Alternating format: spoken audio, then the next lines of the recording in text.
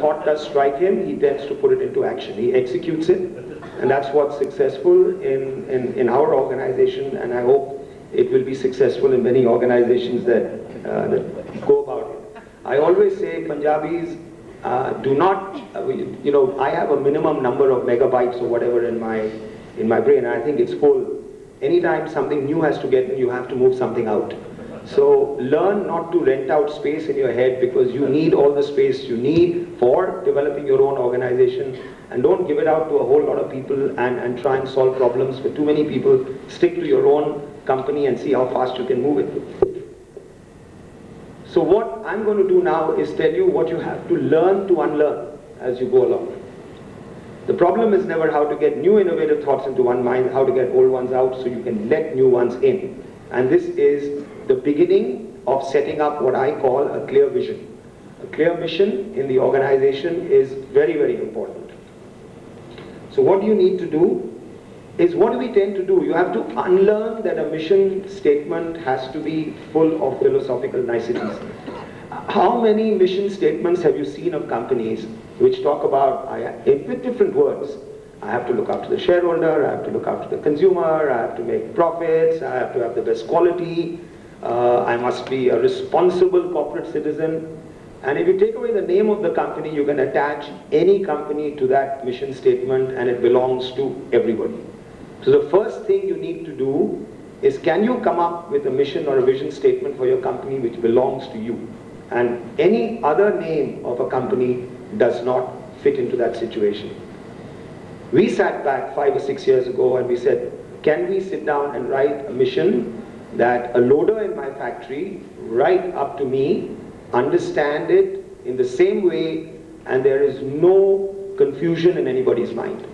And let me tell you, it's very difficult if you try and do that in your organization. We spent a whole day, our team came up with visions which were 1 page long, 1 paragraph long, 5 lines, till I finally said, okay, how about putting it down in 1 line? Can we put our mission down in just 1 simple line? And what we came up with is this, that our mission or vision is every third Indian should become a Britannia consumer by the end of 2004. And this was what we set ourselves about 3 or 4 years ago, and hopefully we will make it true. What does this mean? You ask a loader in our factory, he says, "Humko har teesre nagrik ko Britannia khilana hai." That's it. And why every third? Why not every Indian, every fourth, every fifth? We said that about 1/3 of our population can afford packaged products. As simple as that. So 1/3 can afford packaged products, he must become a Britannia consumer. So it's every third Indian. The advantage of a vision like this is that you don't have to change it. All you have to do is, from every third, you raise the benchmark, go to every second, till you get to every Indian, and you just change the year as you go along. But you don't have to revise or revisit your vision in your company. And as far as I'm concerned, it also led to what I would call diversification, because we sat back and said that it's not possible to do this with just biscuits. How do we then make every third Indian a Britannia consumer? So we said, all right, let's take a range of products. Then we looked at it and we said, where can we at least be a number 2, if not a number 1? We then knocked that out, and wherever it was possible, we finally honed in on dairy. But not dairy in the Amul sense, because that would have been ridiculous to take on Amul. We just chose cheese. I'm just giving that as an example because we said there's only one company, which is Amul, which has 80% of the market. And then the rest of the market is fragmented in processed cheese. From day 1, I'm number 2. That's great. I mean, that's the product that we go into. And over 4 or 5 years, in processed cheese, we're close to becoming number 1. So it helps in having clarity of vision. Nobody gets into products which does not get every third Indian to become a consumer. Reminds me of, when the Kennedys were all alive and there were elections taking place in America, they would say, vote for the Kennedy you like, but vote. It's as simple as that. Eat the Britannia you like, but eat. I mean, we've got to give the consumer the option and products to go in for what we have. What we did 4 or 5 years ago was we changed our positioning, which you all know about. We ran 2 ads at that time, which was related to a young kid. We chose him because we think he related and bonded with the consumer. And we've continued that. So I'll show you two ads of how we began it and how we moved with the times, but the corporate story remains the same.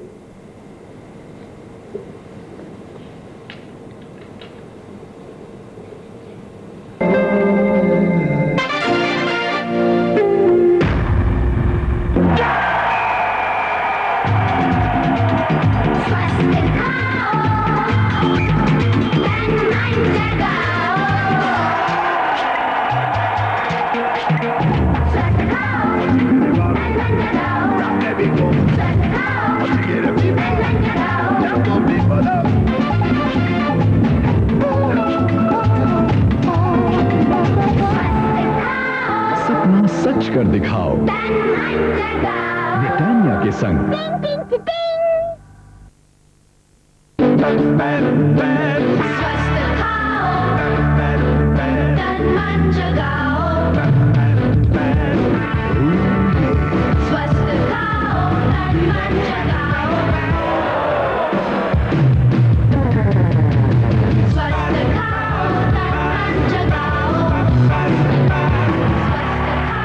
सपना सच कर दिखाओ Britannia के संग।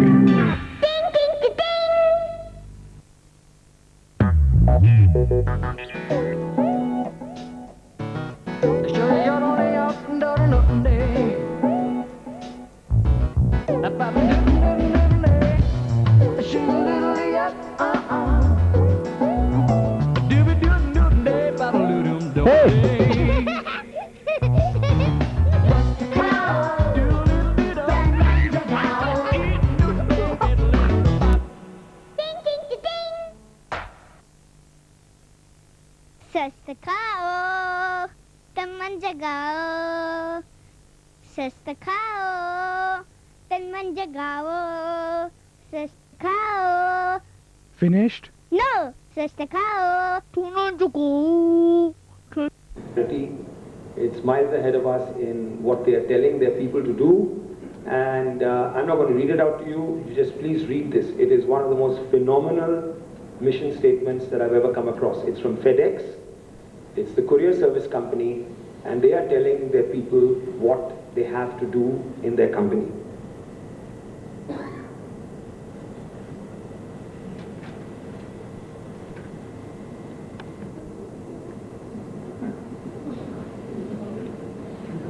I don't think anyone will have any doubts in that organization what the mission of that organization is and what each person is supposed to do. I think it's absolutely brilliant. I wish if I had the courage to write a mission statement like that for Britannia.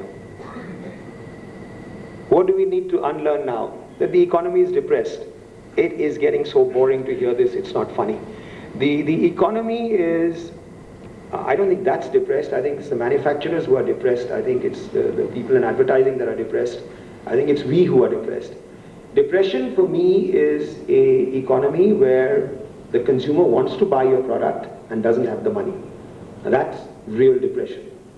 But if you are in an economy where the consumer has the money and doesn't want to spend, for God's sake, that's not a depression, that's a challenge. And it's only companies that are able to make him put his hand into his pocket and take it out and spend are the ones that succeed. So you will have pockets in industries now where the industry is in depression and yet one company is doing well. Because all that they are doing is getting to the consumer's pocket and making him spend. And I think we need to do that. And I'll give you just two examples. 3-4 years ago we launched some cheese. Now we're coming out with cheese spreads. We're coming out with products which are expensive. We've come out with a range of Pure Magic biscuits. And in a depressed economy, they're doing well.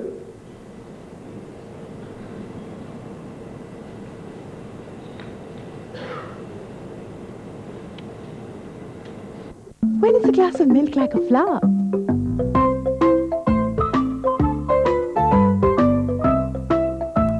New Britannia cheese singles.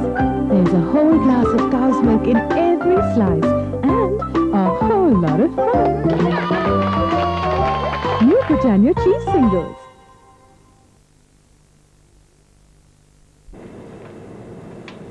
And this is our Pure Magic range. It costs 125 rupees to buy a pack, and people would have thought Are they crazy? Why are they launching such expensive products in a depressed economy? It's doing extremely well. Give them a compelling reason and the consumer is ready to buy. What else do I think we need to unlearn?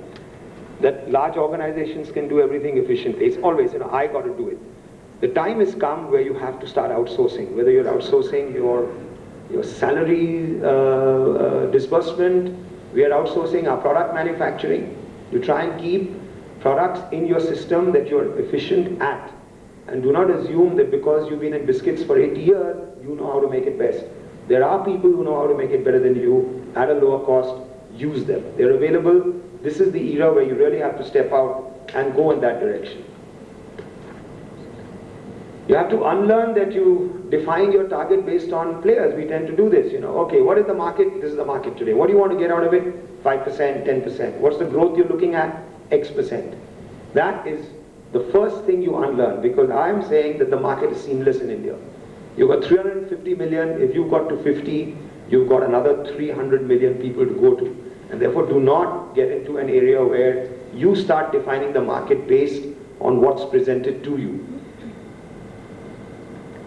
Unlearn the fact that the urban market is the thrust area. For me, a lot of people don't realize that there are more rich people in numbers in the rural markets than there are in urban. There are more in numbers in the middle income group in rural markets than there are in urban. So if you concentrate on just Bangalore, Mumbai, Delhi, Kolkata or Chennai, I think we're making a big mistake. There's a huge, huge population out there which is really looking for the products that you want to give them. What are they saying? They're saying that in the rural markets, they're talking about stability and change. Stability in what? Stability is given by a brand that they can trust. That's the stability they're looking for. Change is, are you giving them things at the right price, the right product value relationship? So if you can balance the two for them, you're home. And that's what's very important. So if people say lifestyles are changing, that's another big mistake you'll be making. Lifestyles are not changing. We haven't become such a rich country or developed country that lifestyles can change overnight. Today what is changing is attitude. The attitude of the rural consumer has made a big change, even if he doesn't have large amounts of money. Take care of his attitude. That's what's important.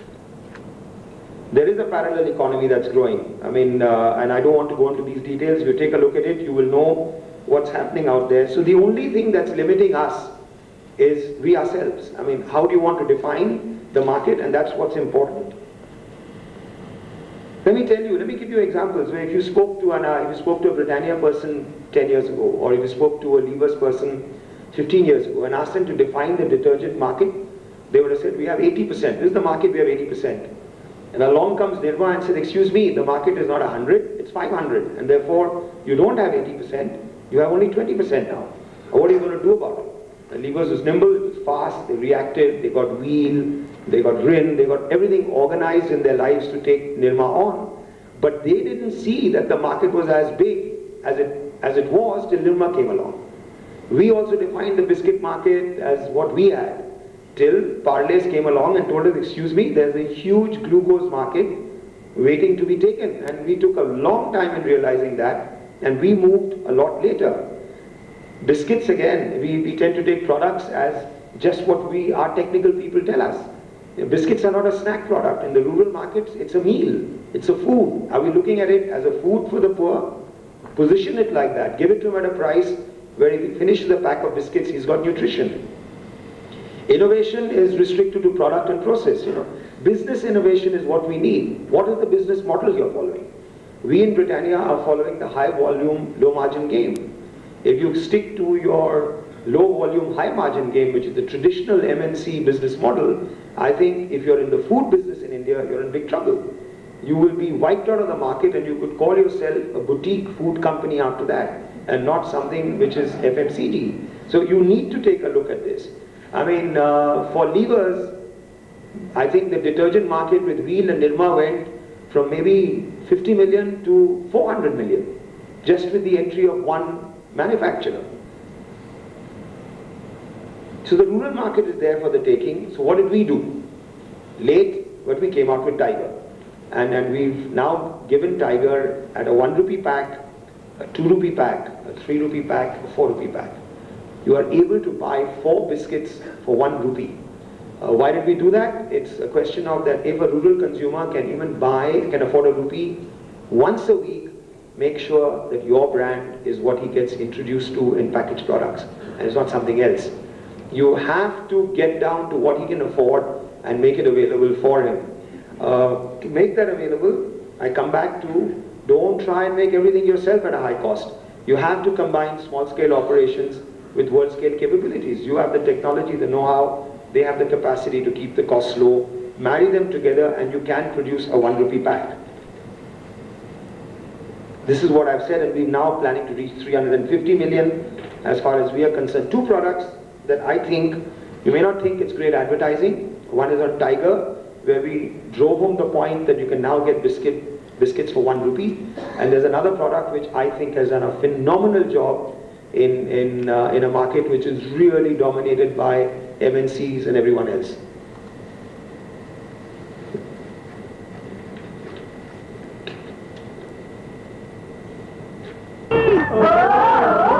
इन मील के धब्बों ने तो परेशान कर दिया है। सिर्फ उजाला का आधुनिक इंस्टा वाइटनिंग सिस्टम झट घुल जाए और देख नई सफेदी, उजाला सफेदी। आया नया उजाला, 4 बूंदों वाला। उजाला सुप्रीम, सफेदी का नया रंग। सौरभ, 1 मिनट बस। हेलो, ये wrong number. Wrong number? Tiger biscuit, Britannia tiger का नया छोटा पैकेट, सेहत से माला माल, सिर्फ 1 रुपए में। हेलो, ये रॉन्ग नंबर है, प्लीज ट्राई अगेन। जम के खाओ, कुछ बन के दिखाओ।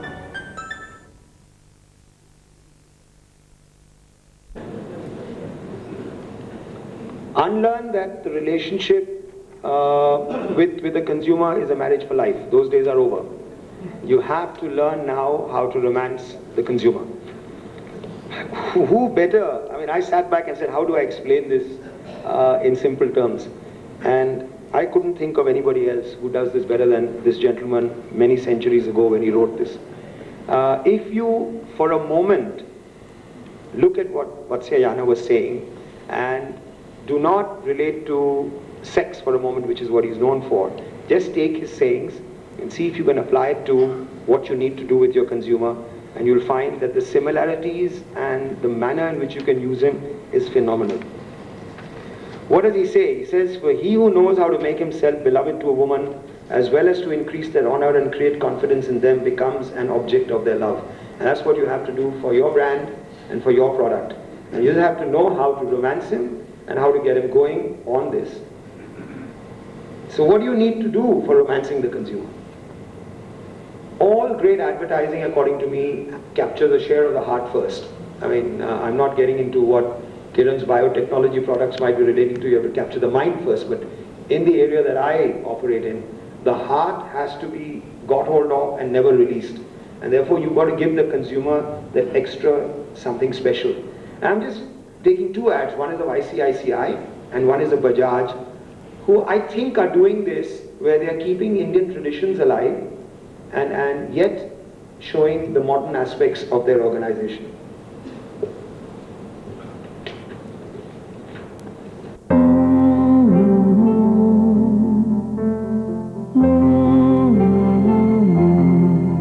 Investments, you know, are like little children. They need someone to look over them, protect them when they're faced with risks, especially when the risk is not so evident. Someone like Prudential ICICI Mutual Fund. Prudential ICICI, taking care of your investments.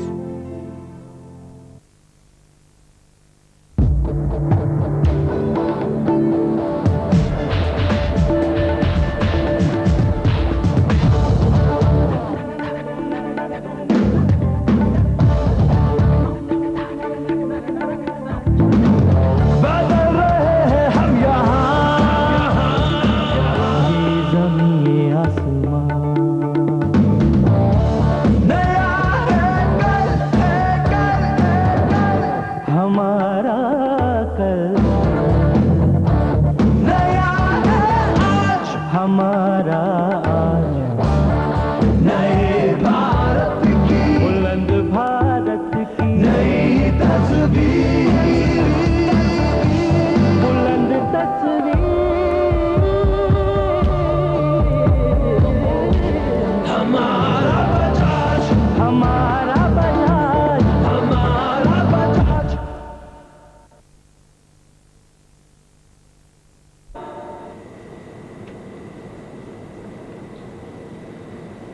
strong relationships, how do you do it with biscuits? I think I'll run 2 ads for a brand called Chai Biscuit, which I think you might enjoy.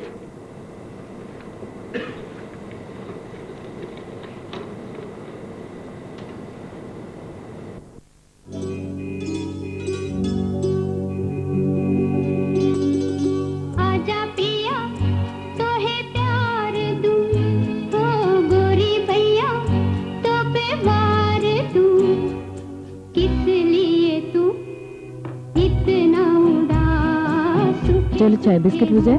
Britannia tiger का नया चाय biscuit. किस लिए ओ आजा पिया